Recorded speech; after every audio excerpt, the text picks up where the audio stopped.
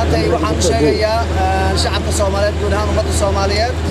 in ciidanka xoogga dalka Soomaaliyeed isagoo fulinaya baaqii madaxweynaha iyo go'aankii ra'iisul wasaaraha iyo xukuumadda Soomaaliyeed inuu galay diyaar garow dagaal mar dhowna uu galayo guluf balaadeed oo dhammaan dadka looga xoreyn doono canaasirta qaranduliska ee diiday jiritaanka iyo sharafta ummadda Soomaaliyeed oo la dagaalamaysa qarannimada iyada nabadgelyada iyada iyo jiritaanka ummadda Soomaaliyeed la dagaalamaysa ciidanka xoogga dalka Soomaaliyeed diyaar garowgaas uu galay wuxuuna mar dhow bilaawi doonaa howlgalkii mar aan naga fogeyn insha Allahu tacaala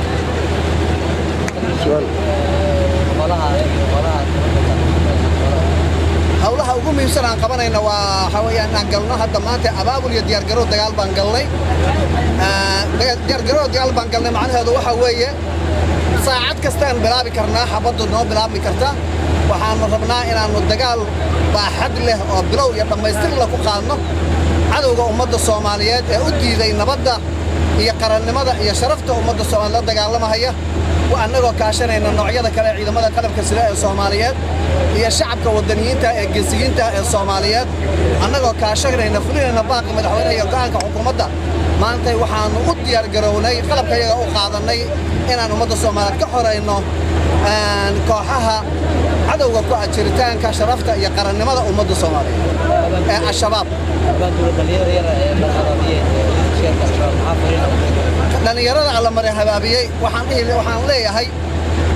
dad Soomaaliyeed baa tihiin dad islaam ah tihiin inaad walaalihiin iyo waalidkiin laysaan oo la dagaalantaan sharaf macna ma leh diinna ma aha diintiina waa la idinka lumiyay waxaan leeyahay ku raaxaysta qarannimada iyo ummadda Soomaaliyeedna dalka iyo dibudhiska dadka kala qayb qaata isu dhiiba ciidamada qalabka sida diyaar bay yihiin waa walaalihiin ma idin dilayaan ciidankana waxaan amar toos ku siiyay inaan la dilin nin isdhiibay lama dili karo nin isdhiibay lama dhibtiri karo nin dhaawacmay laano waa dadka iyaga waxaan rajaynaynaa Ilaahay inuu qalbigooda bedelo oo ay shacabka Soomaaliyeed bulshooyinka Soomaaliyeed dib ugu soo biiraan kana qayb qaataan nolosha iyo geedi socodka ummadda Soomaaliyeed ay hadda bilowday iyo halganka nolosha iyo qarannimada lagu xaqiijinayo in Soomaaliya kala qayb galaan ma rajaynaynaa waxa kale oo naga mamnuuca carruurta iyo haweenka xataa amiirka u weyna ha qabeen inaan dilo haddaysan ayagu nagu xadgudbin ilaahay wuxuu yidhi factaduu bimithli ma ctadaa calaykum si aynu kugu xadgudbeen askarta iyada xaasaskada hadday dilaan iyo carruurtooda annaga ma iscafiyeen intaas sheegay